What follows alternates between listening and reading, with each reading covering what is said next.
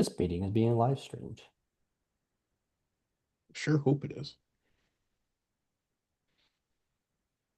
There we go. Being live streamed. Yes, it is, Ryan. Just gonna ask you a few questions here. Create. Let's get a whoops. Story. Create. Why can't I find GIF? What the heck? Sangster. What? Why am I old? Uh, you tell me I'm a spring chicken compared to you. Yeah, just wait till you get to be All my whopping, age. all whopping 3 months. Makes a difference. Oh, there it is. Gosh, this is unbelievable.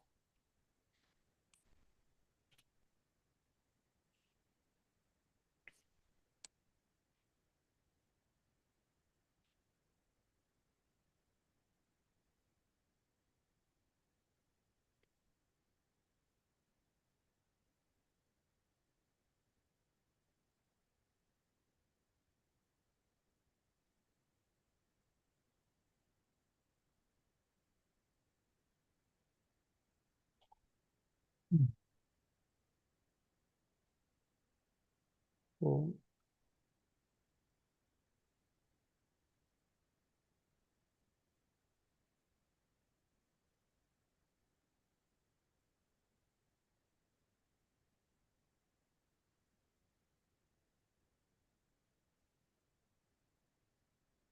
okay, that has been shared. Anyway, yeah, I don't remember that guy that you were talking about. I don't recall his name ever. Yeah, he was a bench guy. A role player. He is now in yes, this is the most March Madness type guy you can have. He is now with Bluegrass Lending Group down in Louisville, Kentucky. Yeah, that's about what happens. Play college basketball, don't go on to a future, get into finance. What's he do? He is Please tell me he's finance. uh shoot, I don't have my profile set up on this computer. Oh, It just says Bluegrass Lending Group. I mean, that's very finance. Do you think he's like an account rep? Probably. He's gonna find this video and find out that two randos from for a college that he didn't even go to are talking about him. Hey, I went there. That is true. I drank there once or twice, Hey, 5 times. I just saw a picture of arguably my favorite MSU uniform, which was uh it was a black jersey, black shorts, but then with like everything else that was like would be white is the neon highlighter green. It's incredible. Amazing. And it's not like the gross football uniforms that said state. Those were awful. Mm. Yeah, that's pretty bad. Yep. Alrighty. Anywho, Do we have what we need? I think so. Alrighty. Let's Then get we to shall go live when you're ready. Oh, we're already live. We can. Or record. That's Yep. what I meant.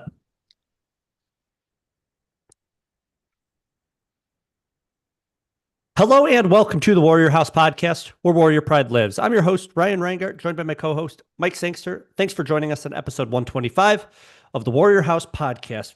Literally, Sangster, 10 minutes after we stopped recording last week, news came out about some swimming and dive history that was made. We'll get to that in the second half. Definitely a little bit of a bummer that we couldn't get to that sooner, but we will be talking about plenty of swim and dive action, as well as a lot of stuff that has come out of Florida for our Wayne State athletics teams that were down there over the last week. But before we get into some of the action, we want to cover some of the happenings that have happened over the last week, maybe a little bit outside of the athletics environment. Definitely some big things that we have coming up in the month of March for us here at the Warrior House, involving you, as you're probably listening at this point. But yeah, let's get into it. Sangster, what do we got? Yeah, well, first we gotta start out with some sad news. Unfortunately, it looks like on Monday, like early Monday, so between Sunday and Monday, there was a big car crash right at Casson Temple. Uh, looks like a car driving down had struck another car and unfortunately left three Wayne State students passed away and another is still critically injured. So thoughts and prayers with their families and uh, it's an unfortunate part of uh, going to school in the city. It can happen anywhere, but it's still a shame that it had to happen at Wayne State University. And just again, thoughts and prayers with their families and with the Yeah, Wayne State community. no doubt. Definitely a sad situation. I saw that too. And yeah, you're exactly right. I mean, there's a lot to do around campus. That's a fantastic thing, but it also brings, a lot of traffic, a lot of people, and it's just you never hope for anything like that. So, and it Yeah. definitely hits a little close to home, and you're like, been there, been there many times, been to Yeah, that place many and it's like times. yeah, you've had, I'm sure you've had some close calls with drivers who weren't paying attention or stuff like that around. Yeah, Yeah, it's unfortunate that had to happen. yeah. Some more news though going around around the GLIAC. Uh, head coach Matt, ooh, what was his name? Matt J. It's a Polish. Matt Matt, Marjak. yes, from Northern Michigan. He was announced as the new Northern Illinois University men's head basketball coach as Northern Illinois transitions to the Mountain West for reasons. Reasons Uh, unknown. yeah, but he's gonna looks like he's got a 5-year deal there. Also, big pay jump for him, about 2.5 times his salary. He's gonna be making 330,000 a year now. So, hey, and anything to help the MAC ascendancy is good in my book. He's not the first GLIAC coach to go over there. Right now, you got Andy Bronkma out at Central, uh, and the way that Michigan Tech is playing right now they're in the Elite Eight of the D2 national tournament. So you never know if anybody's going to be coming asking him to take some interviews as well. So really good stuff from the UP. Good for Coach Matt to go out to NIU. Yeah, no doubt. And I know we're not talking about men's basketball here, but I did also see that Michigan Tech actually, as part of the Elite Eight reseeding, they are the number 6 seed in the Elite Eight. So Yep. they're doing some really good stuff up there. So good stuff for them. I do like Michigan Tech. I do like Northern Michigan.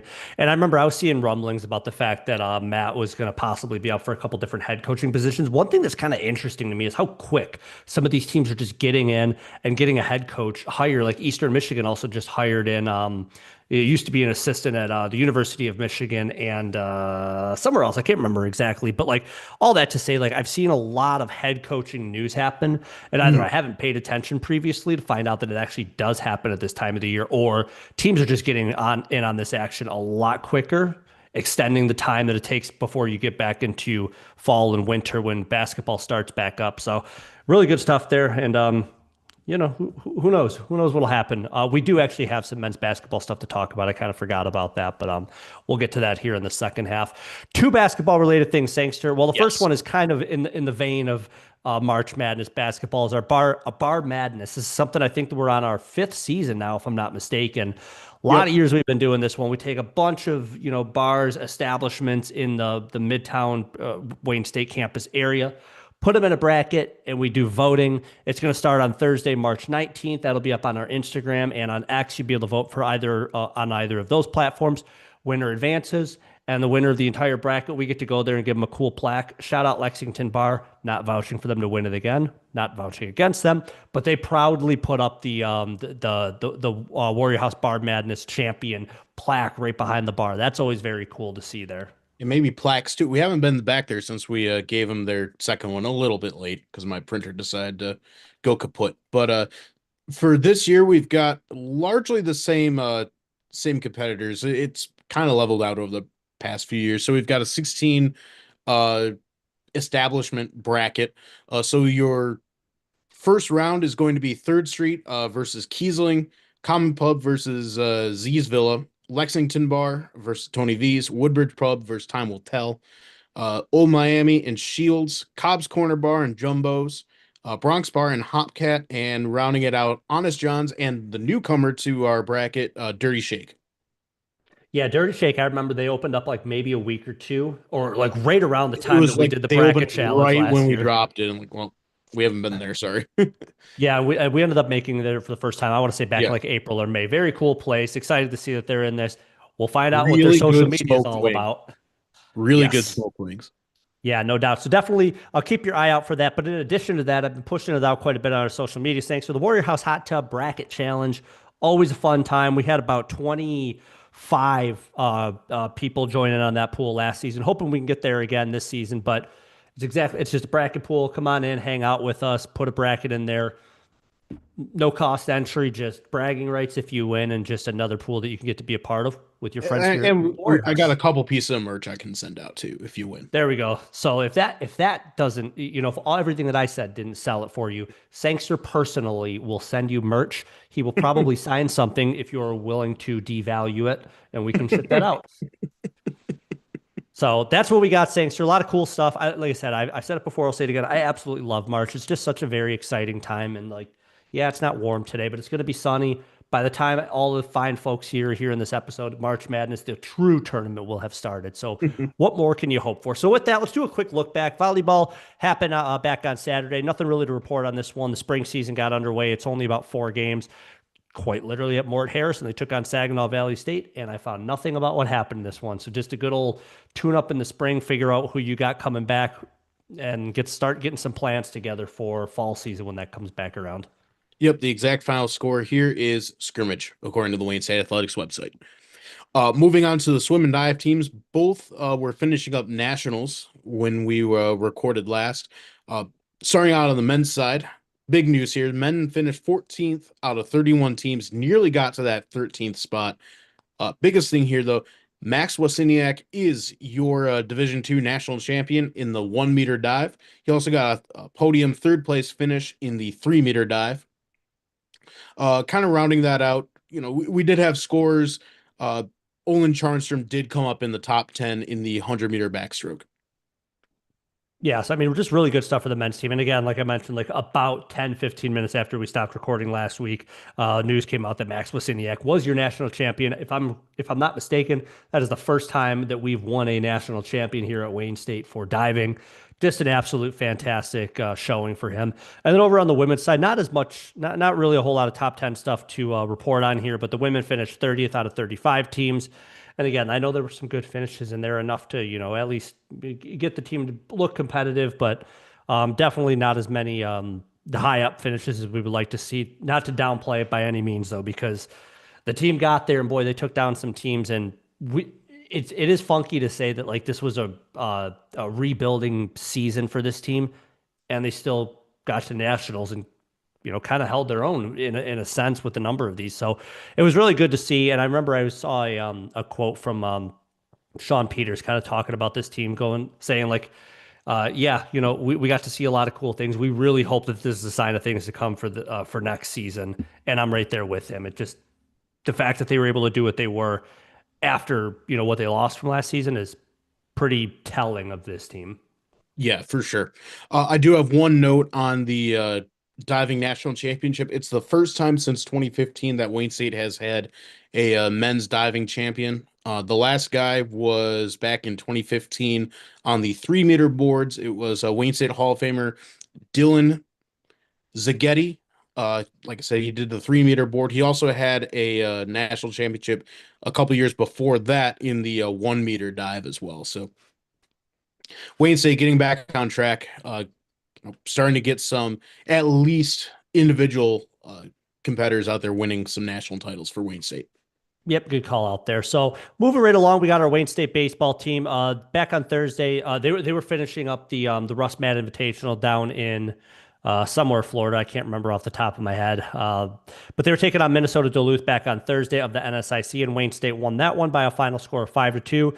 Big names in this one. Drew Hill gets 2 hits, 2 runs, an RBI, and a walk. And then our guy, Music Man, if you will, those who know. TJ McAllister gets the win in this one as a relief pitcher. So he comes in relief, pitches 3 innings, didn't allow a single hit. So fantastic for him, was able to come in and really hold that score where it was, get credited with the win. Good for him. On Friday, Wayne State takes on Northern State, also at the NSIC, and we win by a measly score of 21-12. When I Pretty saw much that in the everybody. notes, I thought that was a typo for a second, and I was, I oh, I would have backed you on that completely. But yeah, everybody except the garbage can got a hit in this one, and a ton of multiple hits in this one. So that was pretty fantastic. Owen Tuccinardi gets 2 hits, 2 runs, 2 RBIs, a walk, and a home run. So just loaded up the stat sheet there. And yeah, 21 runs. My goodness, like at some point, can we white take some of flag. these and like put them on like other games that might be close that we lose? That's the constant battle about baseball. Like, yeah, they average out pretty good, except they have some games where they put up 100 and some games where they put up 0. And then closing it out, Saints are taking on a team from the PSAC, California, Pennsylvania. Wayne State wins that one by a final score of 3-2. Bennett Hitzelberger with 3 hits and 2 RBIs. He was a big time help for Wayne State in this one. And then Keegan Paulford Thorpe with 7 innings pitched, gave up 6 hits and only 1 earned run. So really just a good pitching performance in a game where you kind of needed it, where only put up 3 runs, but you can rely on pitching through 7 innings, might I add, is just very good to see. So just overall, just a very good away trip for this Wayne State baseball team. And, we'll talk a little bit more about what they have coming up. Spoiler alert, March 17th and March 18th. They were supposed to have their home opener against Ohio Dominican. It's cold here in Michigan, so that got postponed. But we got some really cool stuff to talk about this Wayne State baseball team in the second half. Yeah, there's a huge fun fact about them that just dropped that we were just made aware of today. So we'll talk about them in the next segment of the podcast. Next up, we got the tennis squads. The women's tennis team was down in West Palm Beach on Thursday against Kaiser, and Kaiser swept Wayne State 7-0. It wasn't entirely close, so kind of a tough go there, and that's unfortunately kind of the theme for a lot of the tennis trips, because on Friday they'd be facing number 33 Flagler College. That got postponed to Saturday. A little bit closer, but unfortunately Flagler wins that one 4-3. Wayne State did get the doubles point, but in singles competition did not quite go their way. Martina Spakowska and Celine had gotten the doubles point, but you just needed one more individual match. Wayne State couldn't get it done. Sunday's match against number 15 Nova Southeastern was canceled. Doesn't look like that one's going to be made up. And last but not least, Monday against number 3 Barry. Another one. Barry kind of swept this one from Wayne State 7-0. Not exactly where Wayne State wants to be. The flip side is that these are pretty much all elite teams that, year in, year out are competing for national championships and have the benefit of playing in places where you can play tennis almost year round in outdoor conditions, not so much in our region. So tough road trip for Wayne State there. Yeah, and unfortunately, that theme continues a little bit as we move into the Wayne State men's tennis team. Back on Friday, they took on number 3 ranked Flagler, and Flagler won by a final score of 4-0. Flagler got the double point, 2 quick singles, and they close it out with a win over Benjamin Hill. Bummer, but we move on from that one. Continue on to take on number 9 ranked Florida Southern. Florida Southern wins that one 4-0. Definitely a lot closer in this one, but Florida Southern still made pretty quick work of this one. And so at this point, you're thinking, is Wayne State going to be able to get a win over one of these ranked teams? They take on number 8 Embry-Riddle on Sunday. Embry-Riddle wins by a final score of 5-2. So you're starting to feel a little bit better. You're getting some points in there, hoping that continues on. And then Tuesday, Wayne State takes on number 15 ranked Rollins. Rollins sweeps Wayne State by a final score of 4-0. And then just earlier today on March 18th, Wayne State takes on number 16 ranked St. Leo. And St. Leo wins that one by a final score of 5-2. So it really stinks. But as you just said, Sting, so these are all ranked teams that Wayne State took on in their elements, on their home turf, against teams that have been playing for a while. And it stinks to rip off just, 5 straight tennis matches and say Wayne State wasn't able to win any of those. And it does lead to a 1-win, 5-loss Florida trip for the Wayne State men's tennis team. And it's a rough week, but at the end of the day, you hope you learned a lot. You move on, and you just went up against some of the best competition in the country as it pertains to D2 at the very least. And now you get to come back and prepare yourself for GLIAC season, which is not going to be, we're not going to talk about that in the second half of this episode. It'll be next week. But you do all of that.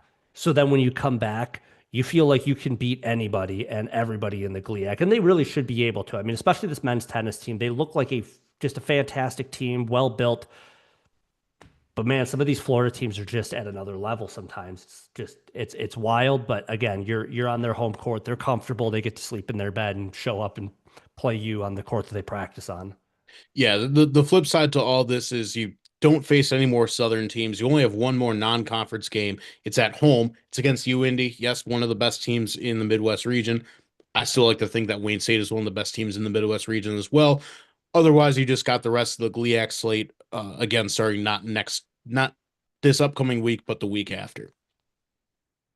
Looking ahead, also we got, well, not looking back, we had softball out at the Space Coast Games in Melbourne, Florida, and there were a lot of games played here. So starting out Friday versus Mercy, Wayne State wins this one 8-1. You probably had Mercy begging for mercy here because the Hool sisters decided to show up in this one. They all totaled 3 hits, 4 runs, 3 RBIs, a double, and a triple. Friday, there was also another game played against Thomas More. Wayne State wins this one 4-3. Sydney Long went long the distance here with 8 innings pitched, back-to-back games where no relief pitching was necessary.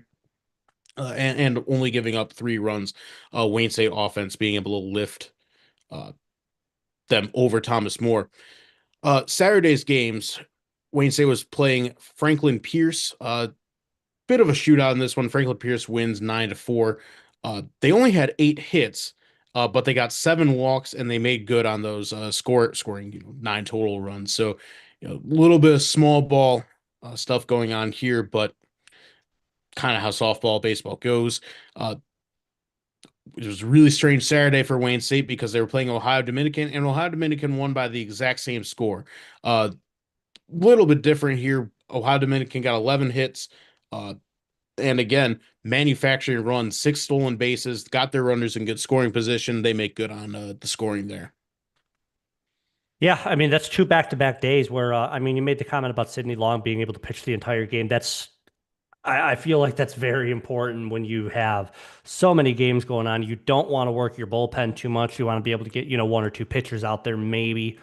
But that's fantastic to see there. And then, yeah, some of those stats were really interesting to me, seeing that, like, Franklin Pierce just so patient, letting the pitches come to them, having a good eye, get on base. I mean, you score in baseball or softball when you get on base. And, same with Ohio Dominican on that Saturday second game.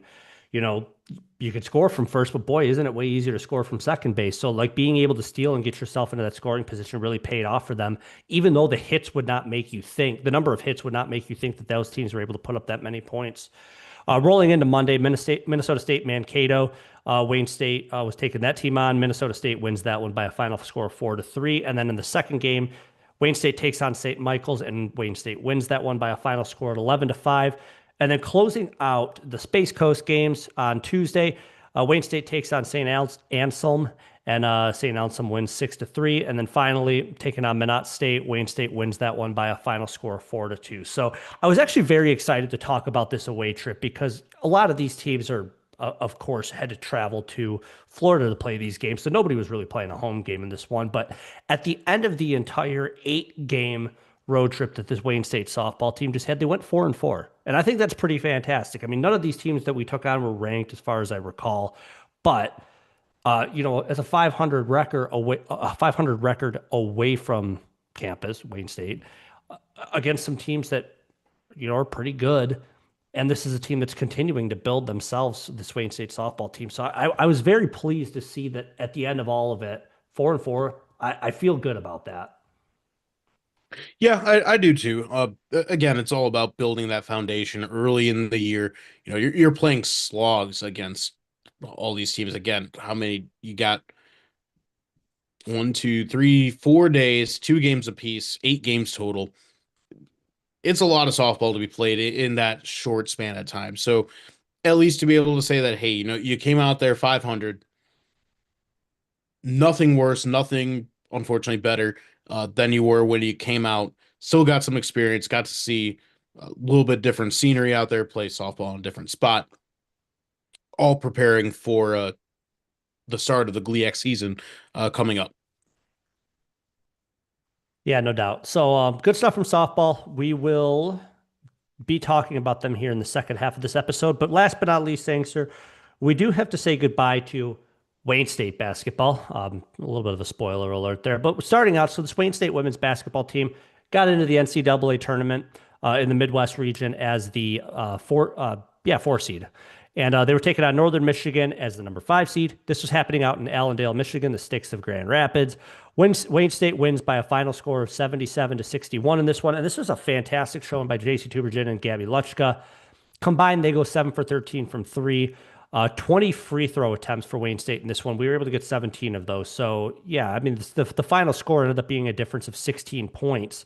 Wayne State was able to get 17 points from the free throw line is, made a big difference, especially in the fact that Northern Michigan only had 5 free throw attempts in this game, if I'm not mistaken. So those numbers really start to kind of favor Wayne State so much. And you get up there, make your free throws, and you get a pretty decent showing from the 3-point line from some players that you would expect it from.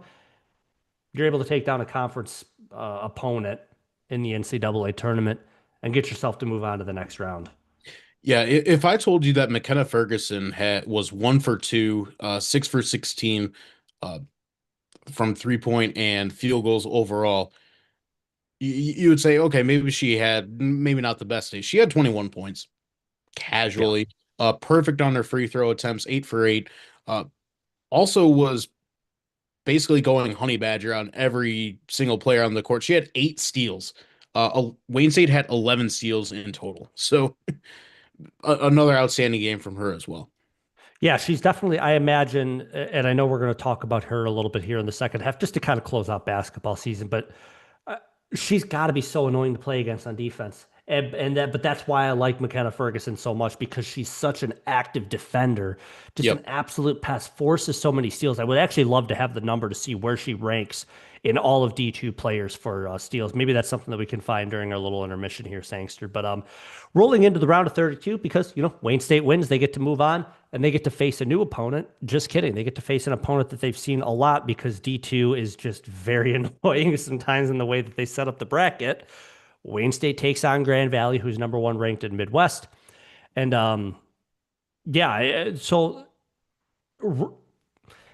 this is a very hot topic right now, because you think about the NCAA tournament, March Madness, the D1 men's basketball tournament.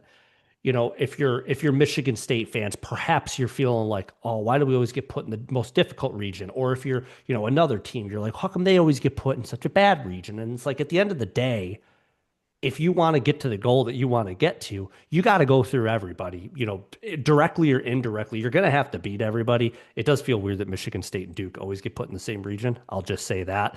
But all of that to be said, Television.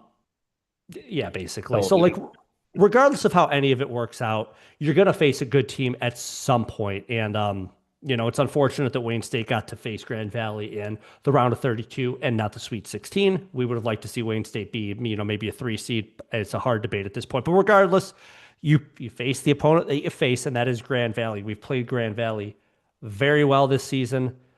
This was a tough one. Grand Valley wins this one by a final score of 90-70, and it really was a letdown, because you go into this game thinking you feel good about yourself, as you should.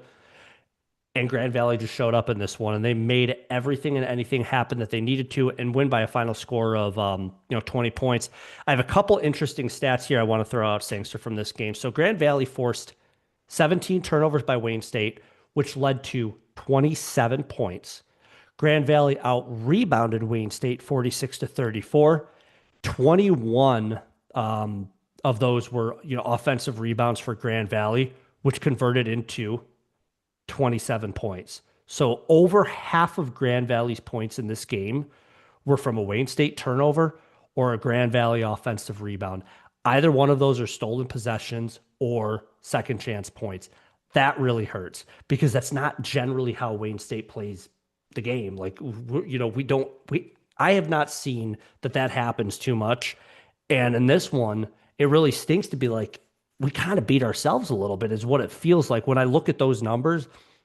We were not crazy strong on the boards, and those turnovers, it's one thing to turn the ball over. It's another thing to, watch the other team score off of that turnover. So I thought that was really telling of this game. And it does reassure to me that we were very, very close to being able to beat Grand Valley in this game, barring some of these small issues that led to bigger issues.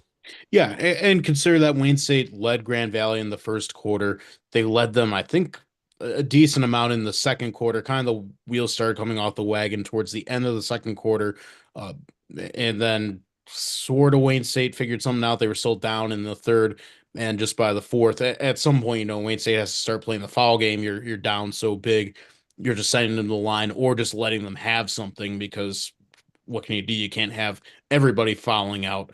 But it is what it is. At the end of the day, Grand Valley, they survive, they advance 90 to 70 over Wayne State on a day where Wayne State offensively played relatively well, especially in the fourth quarter, going 4 for 8 from the 3 point, 3 point line. Good stuff there. You might have liked to see a few more go down in the first half of the game. Wayne State really didn't attempt that many 3 point shots.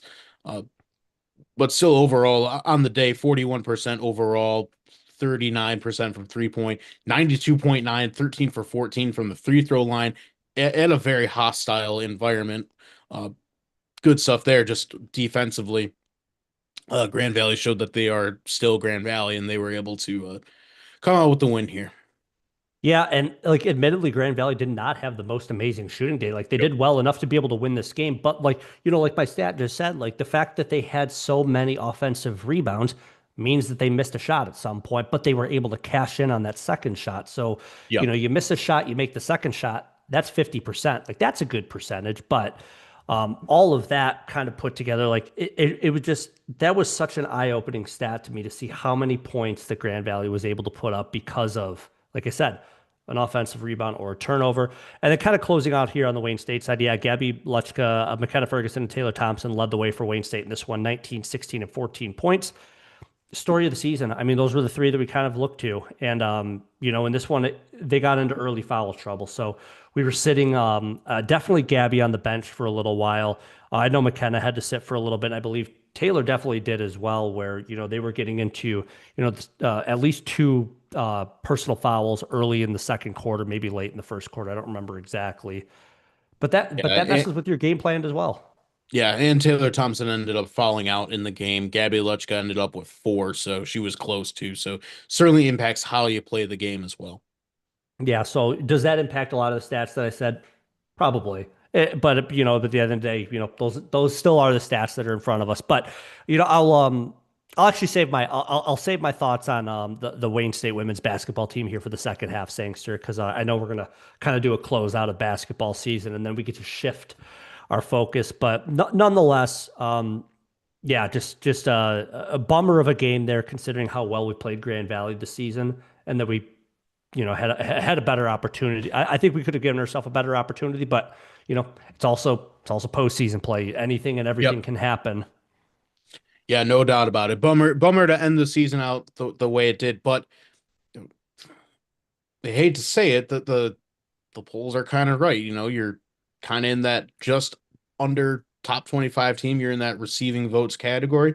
Where do you finish? You finish in the top 32. So, I mean, I guess expectations were made, unfortunately, just not exceeded.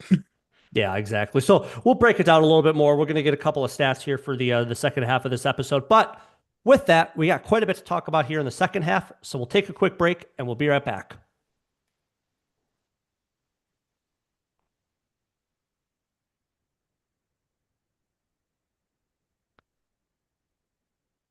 Yeah.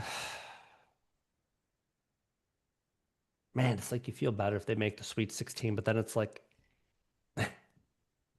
That's as far as they've gotten before when they had Sharita. that is true. That is true. I mean, but then if they do beat Grand Valley there and then they lose in the Sweet 16, you're like, well, That what would the hurt. heck?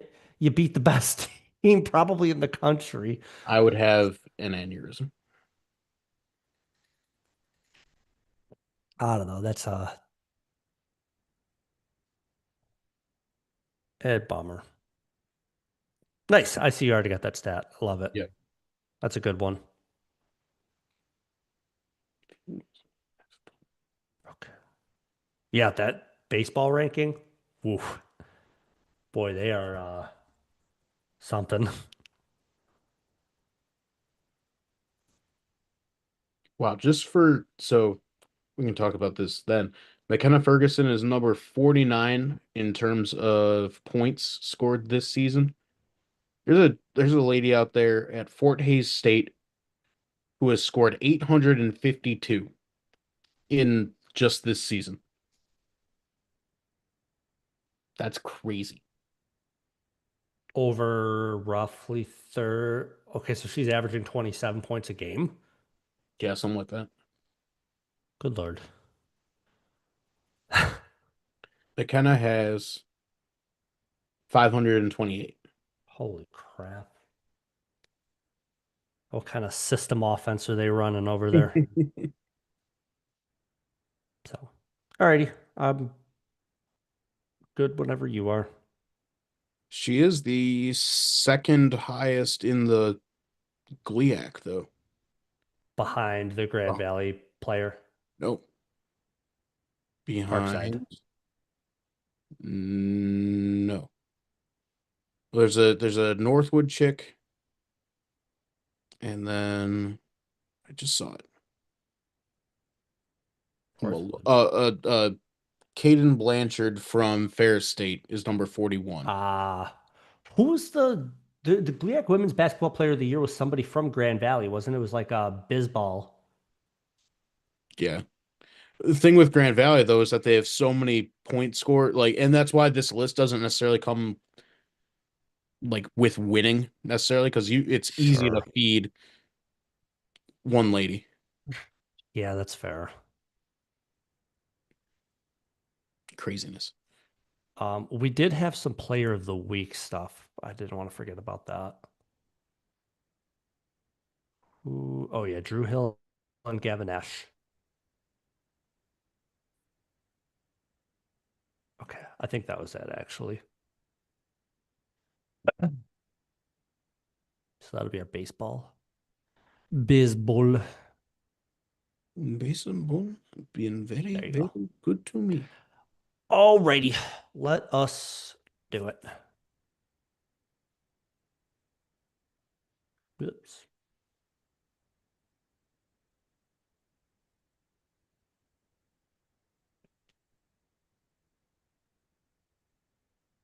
Biscuits. All right.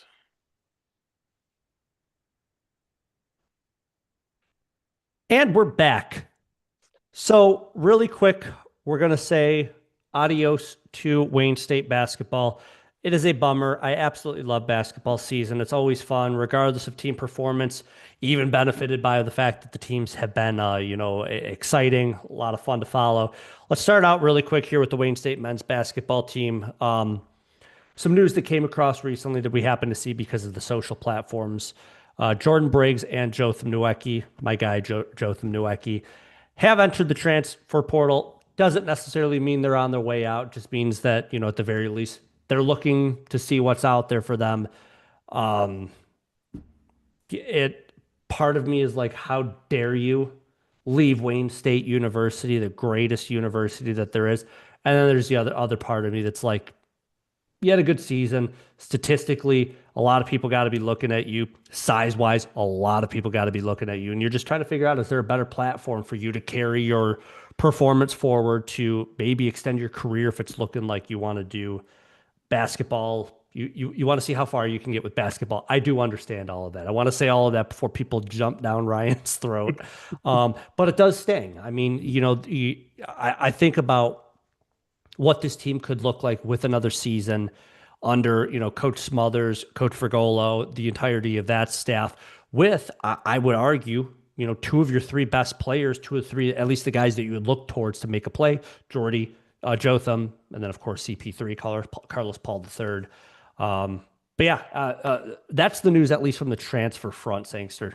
Yeah, and it's not just a Wayne State problem. You can go on X Twitter anytime you want. You'll see it's guys from not only all over the GLIAC, guys from all over Division II that Usually, if they're a first team all conference kind of guy, they're probably fielding offers from other, Division 1 teams, maybe some rarely, but it does happen. Some other Division 2 teams, uh, and I mean, I have the exact same sentiment that like, yeah, I hate that you're leaving Wayne State, but I get it. You got to do what's best for you. Uh, and I think that yeah, Wayne State and Division 2 are always going to have limitations trying to save those kind of guys, but whatever can be done to try and retain as many of those guys as you can would certainly help. Now there is some good here. Pulling up Wayne State men's basketball individual statistics. Uh, Obviously, Jordan Briggs was your leading scorer on the year. He had points 400 to 43. He led the team. Carlos Paul III is graduating. He had 380. Then Jotham Nowecki had 262. He also has entered the transfer portal.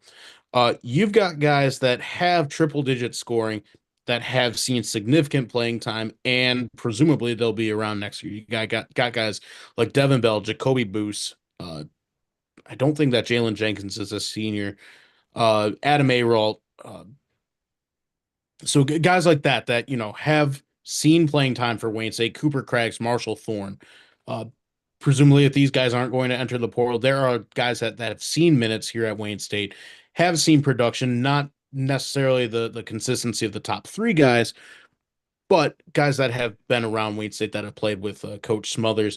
So the big question here is who's going to step up from those guys, from anybody who's remaining with Wayne State regarding transfer portal with the men's team. We've seen in years past that Coach Smothers has been able to bring in guys, whether it's from the community college JUCO level. Right now, that Macomb to Wayne State pipeline has been working out pretty well for Wayne State. He's gotten guys coming from Eastern. You had Colin Golson. Olsen. Yeah, guys like that have come into Wayne State and made a difference. So I do trust Coach Smothers to go out and figure out what is best for this team going forward into 26, 27. Yeah, I do as well. And you talk about the recruiting as well. I know, there's a player coming from, my high school that I graduated from that's Yep. a very, very highly thought of, and statistically he's doing very well. He'll be fantastic to see. But yeah, you're exactly right. Jalen Jenkins, I just happened to look up, is a sophomore. So, Yep. barring any transferring, anything like that, there are a lot of playmakers and guys that we have seen put up some really good numbers and performances throughout the season that we could look to next season.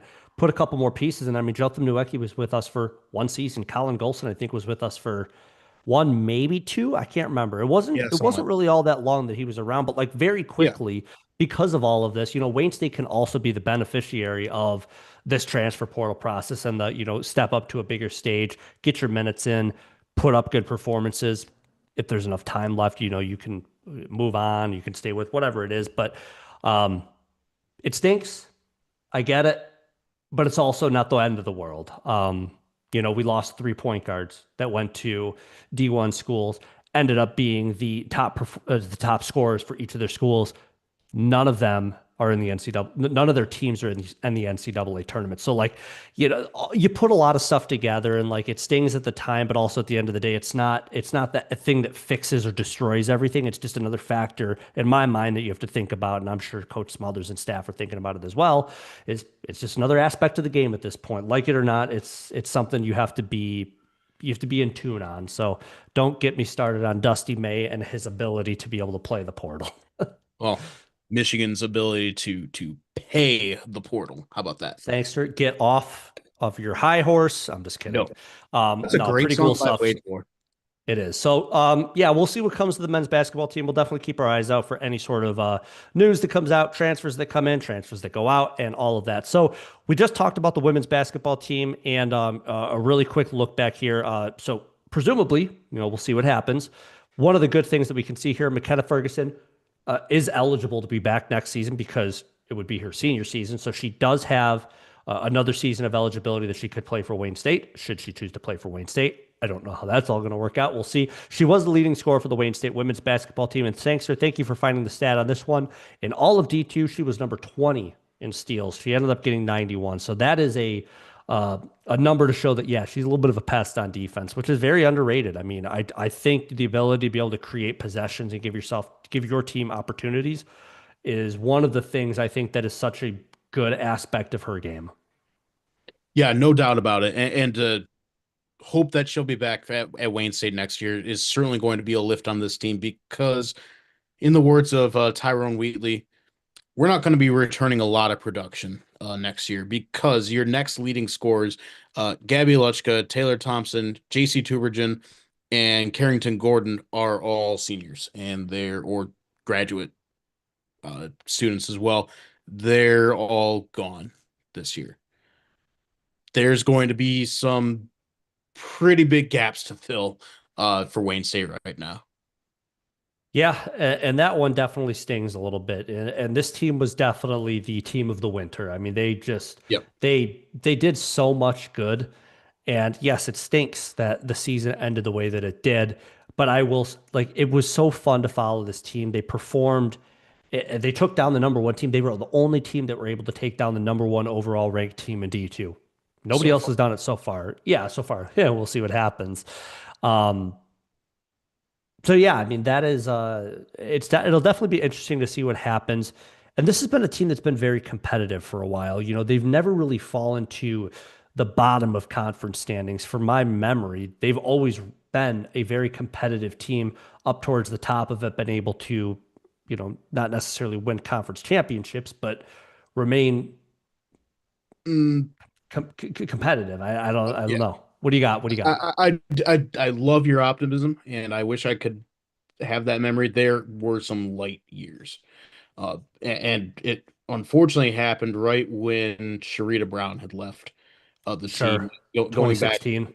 yeah, towards that era, like towards the end of our college career, and I think even going forward, a couple of years after that, they get to the field house.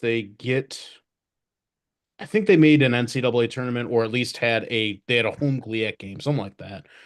Couple of years drop off after that, and then back the past couple of years. So yeah, it is strange that there have been some really light years for Wayne State basketball. The flip side is right now you can definitely sell that three of your past five seasons you've been in the NCAA tournament.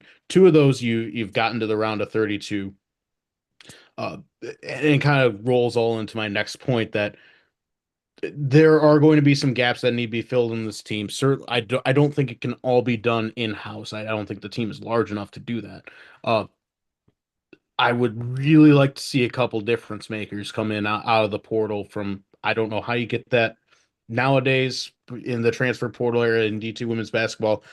Obviously, Coach Laura has the background. She got the best player in Division Two to come here from Detroit Mercy back in our day. So it has happened before, but the things that really need to be sold, I think, for Wayne State is that they've got a beautiful facility now, certainly something they didn't have in years past. Like I said, you got three of the past five seasons in the NCAA tournament, and you've got 1,000 point guard plus point guard on the roster right now, who's presumably going to be back for her senior year.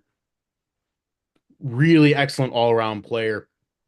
And so I get that not every team can have tournament streaks, but to have a player like McKenna Ferguson during a rebuilding year for her senior year, it just should not be a thing in the transfer portal era. I think that there has to be, at least one or two ladies brought in to solidify this team along with everyone else taking that next step that might have been on the bench this year. That was going to be my point as well. Is like you start to look at Lexi Boyke, you start to look at Emily Holman kind of getting Yep. that starting role possibly. You look at maybe like a Norbe Dune, who I know is a freshman and got some minutes in there, but she's a very big player, AJ Rickley. Like there's players that we've seen throughout the season that are, physical, that can knock down shots, that are now experienced, especially Emily Holman. Like I remember like there were a number of games that I was watching her. She looked like a starter. She looked like a floor general that could maybe take Yeah. some ball handling minutes away from McKenna so she can kind of, play more of that secondary guard position. There is reason for optimism for me, but you're exactly right. I think there's some gaps there that you figure out how do some of these players that we have on the roster already fill in? How do we bring in some, high school players? I don't know if that's as feasible as men's basketball. I don't know for sure. Or do you look at the transfer portal and say, how do we find the next transfer from Bowling Green, from Central Michigan, from a lot of the local Michigan, Ohio, maybe Indiana colleges that they want to get some more minutes. It's worked out for us before. It will likely be another factor. We'll have to see what happens there. But I Yep. agree. There's a lot to do before the next season starts. Yeah, no doubt about it. But that kind of wraps up basketball, and with it, really the winter now. We've really only got one more winter sport to talk about, and I think we could talk about it next. Yeah, absolutely. So the Wayne State women's fencing team is going to be in action at the NCAA championship. We did get a little bit of information about the Wayne State men's fencing. We were very, very close to having two representatives for the Wayne State men's fencing team because of standings and because of the penalty of some sort. I don't know the extent of it. We don't have any representation at the NCAA championship from the men's fencing team, but we do from the women's fencing team on March 19th and March 20th. This will be at Notre Dame at the Joyce Center, which is where the men's basketball, or I'm sorry, where basketball happens. Salma Abdrabo, Reka Galfalvi, Ludovica Mancini, and Annabella Asuero Gonzalez will all be in action competing on behalf of Wayne State's women's fencing team for an NCAA championship. And that is fantastic to see four fencers for this team to be able to get to that level. Yeah, definitely. And so best of luck to them. Last team of the winter now remaining. Yeah, no So doubt. So yeah, with the end of the winter, now we can get into some spring sports. We've been talking baseball. We're gonna keep talking baseball because right now they are on a tear. They are 16-2 without GLIAC play starting yet.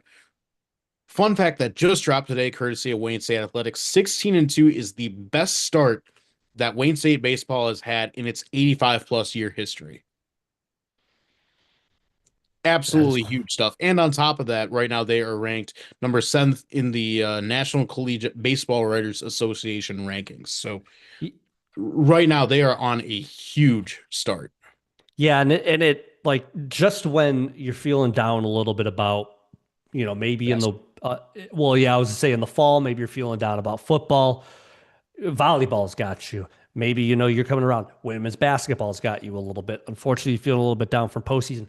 Baseball's got you right now. Yeah, 16-2, number 7. One of the things that we did miss that I wanted to call out from the last week, Drew Hill and Gavin Nash were the your two GLIAC players of the week. Drew Hill being the player of the week and Gavin Nash being the pitcher of the week. So in addition to the fact that this entire team is performing extremely well right now and doing historic things for this program, you got two players that are doing extremely well. So if there's a chance, Sangster, and I think there's a very good chance that this team can continue on their incredible start to this season because GLIAC time starts now. And this is where we really figure out all of this action that they've had throughout the season up to this point.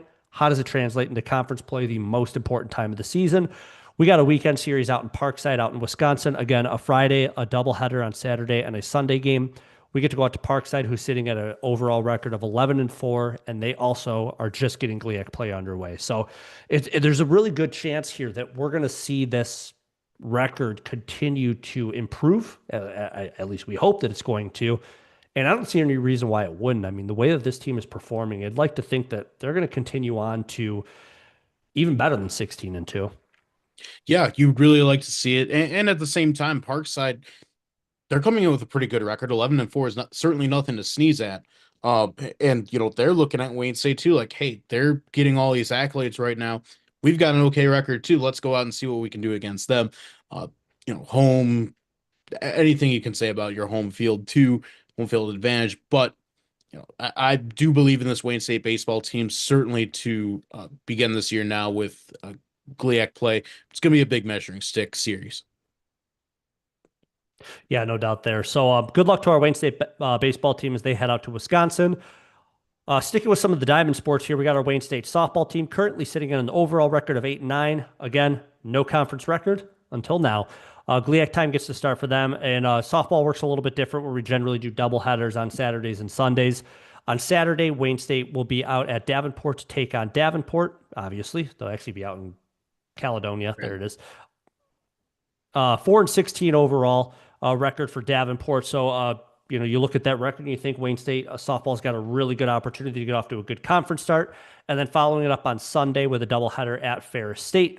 Ferris State comes in with a 12-11 overall record. Also going to be, their first weekend for conference play there. So, getting away weekend series out of the way, you'd like to think that we can get the doubleheader win over Davenport. I at least can hope for that. And and you just kind of look at that overall record from Ferris State. You hope for a 1-1 record. So at the very least, to me, you'd need a 2-2 record. You'd love to see a 3-1 record. I think 3-1 is like the hope coming back with Yeah. That's what he got.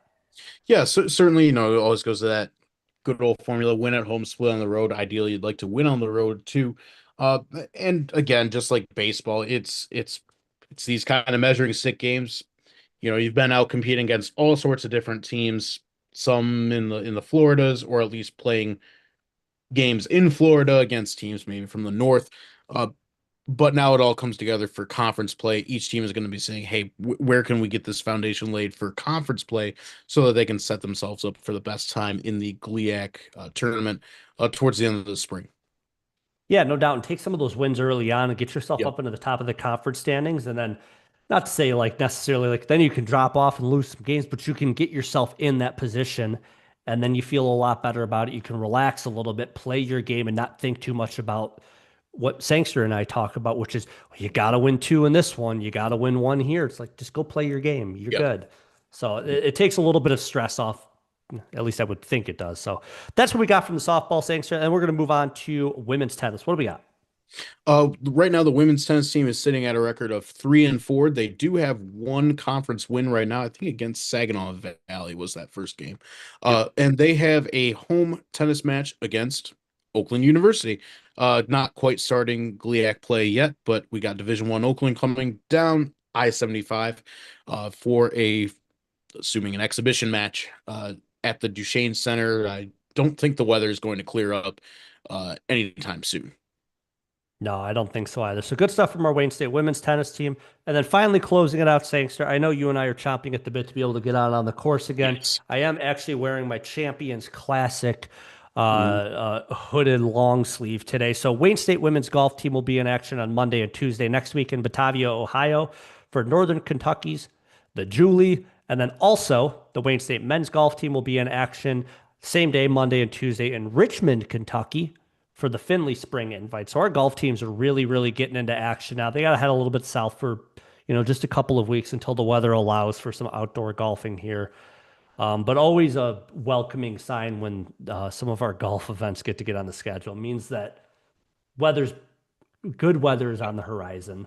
Yeah, definitely winter is on its way out. Spring is here. Wayne State spring sports are starting to get into gear now. Yeah, and again, I'll say it forever. It's a very underrated time, and I know it's like probably the least followed season as it pertains to Wayne State athletics. I mean, what tops fall? Football's there. Nothing really tops that. Winter, you get inside for some basketball, fantastic. But like spring is when it seems like a lot of people seem to forget about it. It is so underrated to be able to get out to Harwell Field and get to see that. Get over to Gary Bryce Stadium, get to see some softball, and then when the tennis courts open up, a little harder to go out and see some golf action. I haven't actually really looked into what it's like to be a spectator at a collegiate golf event. I imagine you could just walk along, but I don't know for sure. What's it like being? I've never gone to any like the Rocket Mortgage Classic. What's it like to go to that? It's very fenced off. It's very formal. It is very much. I just imagine that that's not what collegiate events are like. I can't imagine that they have like the little ropes around the fairway and the putting greens and all that. But I don't know for sure. That's how little I know about it. So, They actually but just all that have to be said, they actually just have a big old projector inside the clubhouse, and you get to hang out at the bar and watch. sold. I'm there. I mean, But very good stuff. Good luck to both of our golf teams that they get to head on down to Southern Ohio and Northern Kentucky to take on some of those courses down there.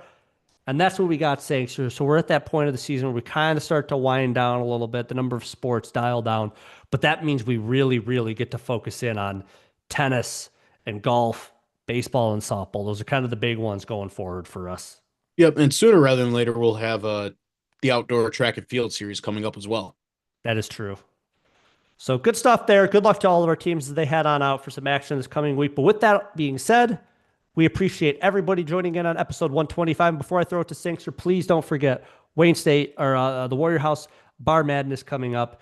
We also have the the Warrior House Bracket Challenge, the hot tub, as Sangster likes to call it, coming up. So join our bracket pool, get in on the fun, enjoy March. But with that, again, thanks for joining us on episode 125 of the Warrior House Podcast. And remember, it's always a great day to be a Wayne State Warrior.